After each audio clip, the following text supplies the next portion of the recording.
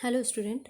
Class 8 की science की class में आज हम पढ़ रहे हैं चैप्टर नंबर 6 दहन और ज्वाला का सेकंड पार्ट। इसके पिछले पार्ट में हमने पढ़ा था दहन की परिभाषा तथा दहन के लिए आवश्यक परिस्थितियाँ।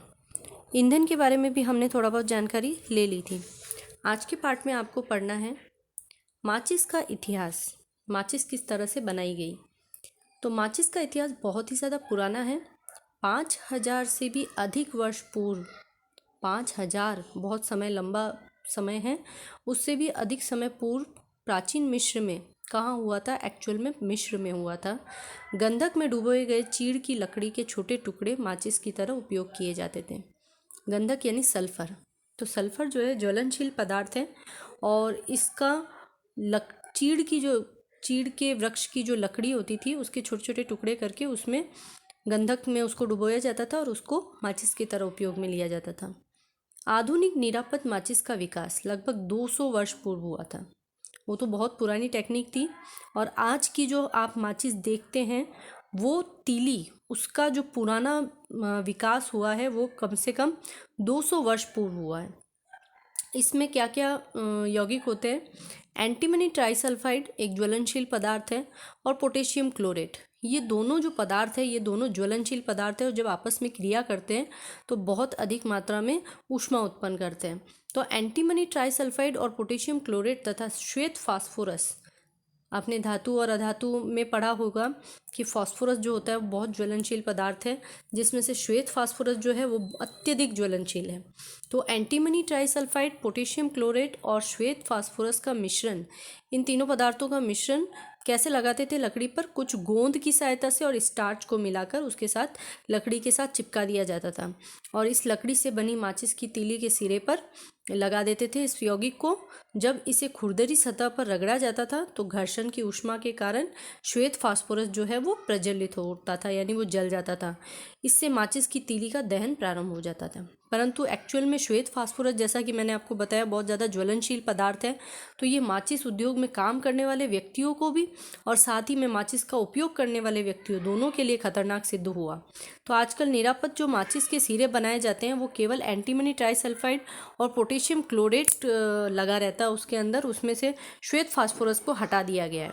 रगड़ने वाली जो सतह होती है उस पर एक्चुअल में चूर्णित कांच और थोड़ा सा लाल फास्फोरस लगाया जाता है। जो आप माचिस की तीली देखते हैं उसमें जो रेड कलर का सरफेस और ब्लैक कलर का जो सरफेस आपको दिखाई देता है वो एक्चुअल में लाल फास्फोरस और चूर्णित कांच की वजह से होता है, जो कि कम खतरनाक होता है श्वेत फास्फोरस से। तो जब माचिस की तीली को खुरदरी सतह पर रगड़ा जाता है तो वो कुछ लाल फास्फोरस और श्वेत फास्फोरस में परिवर्तित हो जाता है और ये जो लाल फास्फोरस आपने देखा वो कन्वर्ट हो जाता है वाइट फास्फोरस में, जिसकी वजह से ये तुरंत ही माचिस की तीली पर लगी पोटेशियम क्लोरेट से अभिक्रिया कर देता है और पर्याप्त ऊष्मा उत्पन्न कर देता है, जिससे कि उसका ताप बढ़ जाता है लकड़ी का और एंटीमनी ट्राइसल्फाइड का दहन प्रारंभ हो जाता है। तो एक्चुअल में माचिस इस तरह से बना था। माचिस में जो दहन होता है वो इन तीनों यौगिकों की आपस में क्रिया के कारण उत्पन्न होता है। ठीक है, नेक्स्ट आपको पढ़ना है आज अग्नि नियंत्रण के उपाय। अभी आपने ये तो देख लिया कि दहन के लिए क्या आवश्यक परिस्थितियाँ होती है। तो यदि दहन क्रिया प्रारंभ हो जाए और अग्नि उत्पन्न हो जाए, आग लग जाए, तो उसको नियंत्रित करने के क्या उपाय हो सकते हैं? सामान्यतः दहन को रोकने के लिए जो उनकी आवश्यक परिस्थितियाँ होती है उन परिस्थितियों को अगर हम हटा दें तो उन कारणों को हटा देने से दहन रुक जाता है या अग्नि जो है उस पर नियंत्रण पाया जा सकता है। तो दहन को रोकने के लिए आप या क्या कर सकते हैं? आवश्यक परिस्थितियाँ 3 हमने पढ़ी थी। एक पढ़ा था हमने ईंधन, एक पढ़ा था हमने ज्वलन ताप और तीसरा पढ़ा था हमने ऑक्सीजन यानी वायु। तो इन तीनों में से हम अगर इन कारकों को हटा दें उस स्थान से तो दहन क्या होगा? रुक जाएगा या वहाँ पर अग्नि समाप्त हो सकती है।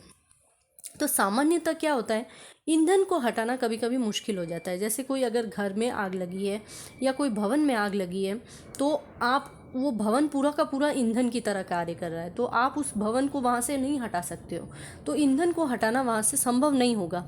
तो ऐसी परिस्थिति में आप क्या करेंगे? वायु और यानी कि ऑक्सीजन और ऑक्सीजन का प्रवाह और उसके साथ साथ ज्वलन तापमान, अगर इन दोनों को बाधित कर दिया जाए तो वहाँ पर अग्नि दुर्घटना को रोका जा सकता है।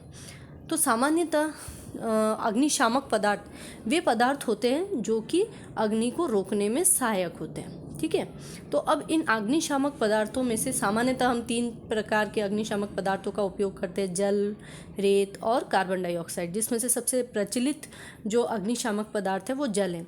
जहाँ पर भी छोटी मोटी आग भी अगर लग जाती है, कहीं पर भी लग जाती है, तो सबसे पहले आपको याद क्या आता है? जल याद आता है कि पानी डाल दो, तो पानी डालने से आग रुक जाएगी। लेकिन कभी कभी कुछ परिस्थितियाँ ऐसी बन जाती है जहाँ पर हम जल का उपयोग नहीं कर सकते, तो वहाँ पर हमें रेत और कार्बन डाइऑक्साइड का उपयोग करना होता है। अब ऐसी कौन सी परिस्थितियाँ हैं? तो देखें, जैसे अगर किसी भवन में आग लगी है और बड़ी दुर्घटना हो रखी है, तो वहाँ पर आप फायर ब्रिगेड का यूज़ करते हैं। फायर ब्रिगेड को जब आप फ़ोन करते हैं तो वो क्या करता है? फायर ब्रिगेड के जो कर्मचारी होते हैं या अग्निशमन कर्मचारी होते हैं, वो सामान्यतः जल जो होता है वो भवन में लगी आग पर छिड़कते हैं। तो जल क्या करता है? जल एक्चुअल में क्या करता है कि ज्वलनशील पदार्थ को ये ठंडा कर देता है। उनका जो तापमान होता है, उनका जो ज्वलन ताप होता है, उसको वो कम कर देता है। जल पूरी सतह पर फैल जाता है और फैलकर क्या करता है? उसको ज्वलन तापमान को कम कर देता है। इसके साथ साथ आप ये जानते हैं कि जल जो है वो ऊष्मा का भी कुचालक होता है। तो वो क्या करता है कि पूरे ईंधन को पूरी तरह से ढकने का काम कर देता है और वायु का जो प्रवाह है, ऑक्सीजन का जो प्रवाह है, उसको बाधित कर देता है। ये दोनों कारण हैं जिसकी वजह से जल जो है वो किसी भी अग्नि को, दुर्घटना को रोकने में सहायक होता है। तो वो अग्निशामक पदार्थ की तरह कार्य करता है। तो सामान्यतः जो फायर ब्रिगेड के कर्मचारी होते हैं, वो ऐसी परिस्थितियों में जहाँ पर सूखी आग लगी हो, वहाँ पर वो क्या करते हैं? जल का छिड़काव करते हैं, जिससे कि आग को रोका जा सकता है। कभी कभी आपने देखा होगा किसी व्यक्ति को अगर आग लग जाती है तो वो क्या करते हैं? हम कंबल से उसको, एक बड़े से मोटे से कंबल से या चादर से उसको ढक देते हैं और बहुत टाइटली पकड़ के उसको रख देते हैं, जिससे क्या होता है? उसकी आग बुझ जाती है। या कभी कभी देखा होगा बड़े बड़े कंबल से उस पर आग को पीटा जाता है ताकि वो आग बुझ जाए। तो ऐसा क्यों करते हैं? कंबल से ढकने का क्या मतलब है? तो होता ये है कि कंबल क्या करता है? पूरी तरह से व्यक्ति को ढक लेता है और वहाँ पर वायु का जो प्रवाह है, ऑक्सीजन का जो प्रवाह है, उसको बाधित कर देता है। आप जानते हैं ऑक्सीजन के बिना, ऑक्सीजन के तो आग लग ही नहीं सकती, दहन हो ही नहीं सकता।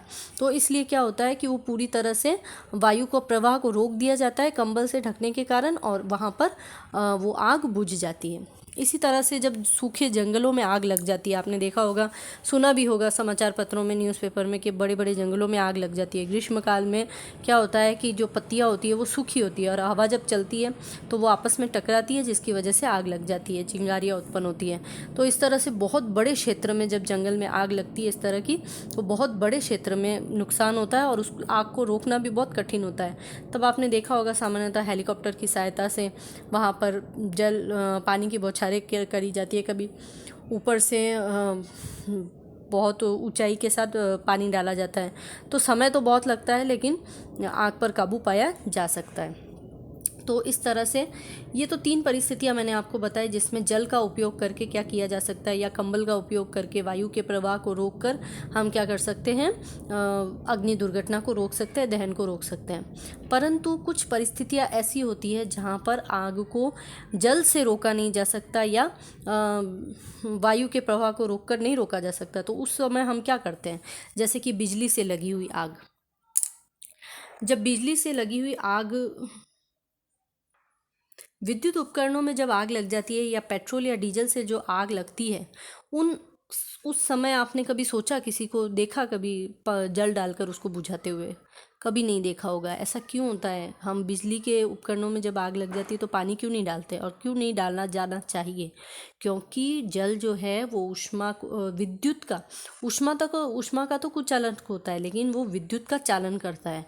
अगर आप विद्युत से लगे हुए बिजली से जो आग लगती है या विद्युत उपकरणों में आग लगी और वहाँ अगर पानी डाल दोगे तो वो विद्युत का झटका आपको लग सकता है, और वो क्या होता है? अग्नि दुर्घटना के साथ साथ एक और दुर्घटना को जन्म दे सकता है। तो इसलिए विद्युत उपकरणों में लगी हुई आग में कभी भी अग्नि दुर्घटना में हम जल का उपयोग नहीं करते हैं। इसी के साथ साथ पेट्रोल और डीजल से जो लगती है आग, उसमें भी कभी भी जल का उपयोग नहीं किया जाना चाहिए, क्योंकि क्या होता है कि जल जो है वो तेल से क्या होता है? भारी होता है, और तेल जो है वो जल की सतह पर तैरता रहता है। तो जल नीचे चला जाएगा और तेल क्या होगा, ऊपर ही ऊपर और ज़्यादा फैल जाएगा और आग लगती चली जाएगी। तो आग के फैलने की आशंका बहुत ज़्यादा हो जाती है। तो इसीलिए कभी भी पेट्रोल, डीजल या विद्युत उपकरणों में लगी हुई आग पर कभी भी जल नहीं छिड़कना चाहिए। उस समय या तो वो रेत, आपने देखा होगा पेट्रोल पंप पर आग लगती है ना, तो रेत डाला जाता है, या तो रेत डाल दिया जाता है या फायर एक्सटिंग्विशर यानी कि अग्निशमन यंत्र का उपयोग किया जाता है। अब ये अग्निशमक यंत्र क्या है, तो एक्चुअली अग्निशमक यंत्र के अंदर ये भरा रहता है carbon dioxide gas. Carbon dioxide gas जो है वो बहुत ज़्यादा क्या होती है, ठंडी गैस होती है और ये भारी गैस होती है ऑक्सीजन से। तो ये क्या करती है, पूरी तरह से उस पदार्थ को ढक लेती है, उस ईंधन को ढक लेती है अपनी कार्बन डाइऑक्साइड अपनी सतह से। भारी होने की वजह से ये क्या करती है, ऑक्सीजन से नीचे चली जाती है और वो पूरी सतह को घेर लेती है एक कंबल की तरह। जब वो उस तरह से घेर लेती है तो वो ऑक्सीजन के प्रवाह को रोक देती है, एक तरह से ब्लॉक कर देती है ऑक्सीजन को। इस वजह से क्या होता है कि वहाँ पर वो आग जो है वो बुझ जाती है। तो सामान्यतः जो ऐसी आग जहाँ पर बिजली, तेल, पेट्रोल इस तरह से लगी हुई आग पर कार्बन डाइऑक्साइड गैस का छिड़काव करते हैं और वो करते हैं अग्निशमक यंत्र से। तो अब हम पढ़ेंगे कि अग्निशमक यंत्र क्या होता है। अग्निशमक यंत्र सामान्यतः क्या होता है, एक यंत्र होता है जिसमें क्या होती है, कार्बन डाइऑक्साइड गैस उत्पन्न की जाती है, या हम कह सकते हैं प्रोड्यूस करता है वो। ठीक है, तो इसमें एक्चुअल में लोहे के बना हुआ सिलेंडर, एक बड़ा सा सिलेंडर होता है लोहे का बना हुआ, जो आपने देखा होगा सामान्यतः बैंकों में या आपके स्कूल के आसपास या जहाँ पर हॉस्पिटल्स में आपने इस तरह से रेड कलर के बॉटल में आपने देखा होगा, एक लगा होता है रेड कलर का। ये होता है अग्निशमक यंत्र, फायर एक्सटिंग्विशर इसको कहा जाता है। इसमें एक बॉटल होती है धातु का। इस लोहे के बने सिलेंडर के अंदर बेकिंग सोडा डाला जाता है, जिसे आप देख रहे हैं। इसमें बेकिंग सोडा सॉल्यूशन भरा हुआ होता है। बेकिंग सोडा, जिसे हम सामान्यतः सोडियम बाइकार्बोनेट कहते हैं या खाने का सोडा भी कहते हैं, उसका विलयन भरा जाता है। NaHCO3 इसका सूत्र है। इस विलयन को इस सिलेंडर के अंदर भरा जाता है और इसके ऊपरी भाग में एक क्या होता है, कांच की बोतल छोटी सी लटकाई जाती है, जैसा कि आपको चित्र में दिखाई दे रहा है। ये कांच की बोतल है। इस बोतल के अंदर भरा जाता है कोई भी अम्ल। अब यहाँ पर हमने लिया है तनु सल्फ्यूरिक अम्ल। ठीक है, सल्फ्यूरिक अम्ल भी लिया जा सकता है। सल्फ्यूरिक कभी कभी हाइड्रोक्लोरिक अम्ल का उपयोग भी किया जाता है। तो बोतल के अंदर तो सोडियम बाइकार्बोनेट सॉल्यूशन है और इस छोटी बोतल के अंदर क्या भरा हुआ है, सोडियम तनु हाइड्रोक्लोरिक अम्ल या तनु सल्फ्यूरिक अम्ल। जब इसको क्या किया जाता है, ऐसी स्थिति में ये भरा हुआ है, इस स्थिति में कोई भी रिएक्शन नहीं हो रही है और एक छोटी सी नली आपको अंदर दिखाई दे रही होगी, ये वाली नली। ये नली जो है वो गैस निकास नली है। इससे गैस निकास नली से गैस जब बनेगी तब इसमें से प्रवाहित होती है। और ये नोज़ल लगा रखा है, ये नोज़ल लगा रखा है और यहाँ पर लगा रखा है हैंडल। इस हैंडल को प्रेस करने पर ये नोज़ल से गैस बाहर निकलती है। ठीक है, तो अब होता क्या है, जब ये सामान्य स्थिति में है तब ये दोनों बॉटल में कोई रिएक्शन नहीं होती है, लेकिन जब आग लगती है तब इस बॉटल को बहुत ज़ोर से हिलाया जाता है। तो जब हिलाया जाता है तो इस छोटी बॉटल से, जो अंदर की तरफ छोटी बॉटल है, इस छोटी बॉटल से क्या होता है कि जो एसिड है वो बाहर निकलकर क्या करता है, सोडियम बाइकार्बोनेट से क्रिया करता है। सोडियम बाइकार्बोनेट और अम्ल की जब आपस में क्रिया होती है तो आप जानते हैं वो क्रिया जो होती है उसमें बनती है कार्बन डाइऑक्साइड गैस। ये क्रिया हमेशा कार्बन डाइऑक्साइड गैस प्रोड्यूस करती है और साथ में बनता है नमक, कोई भी प्रकार का लवण, जिस भी लवण को आपने लिया है तो उसका लवण बनता है और साथ में जल बनता है। तो ये जो गैस है वो सामान्यतः इस गैस नली और निकास नली से बाहर निकलकर उस वस्तु पर छिड़क दिया जाता है, जिससे क्या हो, आग को बुझाया जा सके, क्योंकि कार्बन डाइऑक्साइड गैस उस ईंधन को पूरी तरह से कवर कर लेगी और कवर करने के बाद क्या हो जाएगा, उसकी आग बुझ जाएगी। ये होता है अग्निशमक यंत्र और इसकी क्रियाविधि। तो आप ये देखें कि अग्निशमक यंत्र का उपयोग हमेशा उस स्थान पर करेंगे जहाँ पर बहुत कम मात्रा में बहुत कम दबाव के साथ अग्नि लगी हो। जैसे कि बहुत छोटी सी अग्नि दुर्घटना कहीं पर हुई है तो वहाँ पर हम इसका उपयोग कर सकते हैं और कम मात्रा में इसको उपयोग में लिया जा सकता है।